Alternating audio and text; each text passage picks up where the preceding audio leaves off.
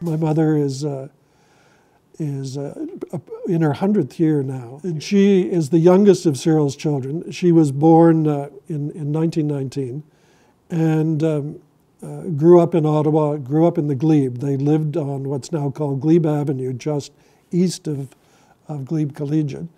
And mother went to the Ottawa Ladies' College, which in those days was in what was the original home of, became the original home of Carleton College. And she went on to Queen's, where she did her first year and was encouraged to return, but her mother became sick, and so she returned home to look after her mom. She met my father in a blind date, probably to attend the RMC Spring Ball in 1939.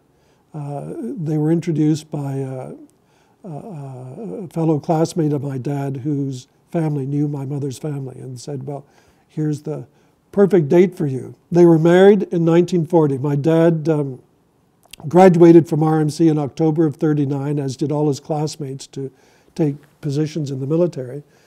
And between the fall of '39 and the summer of 1940, my dad was taking flight training, learning how to be a pilot. And in mid-July of 1940, my dad, with his classmates, received his Air Force wings at Camp Borden. And my mother and her brother were there to watch this celebrated occasion because Billy Bishop, our Victoria Cross winner from World War I, was handing out the wings. So my mom and her brother were there. I came along in 1942, so I was a mid-war baby, and really didn't remember him much until he returned at the end of the war. He was a decorated pilot. On his return to Canada, he was a group captain, or in today's terms, a colonel, with the DFC, and had been in command of one of the Canadian stations in Yorkshire at the end of the war.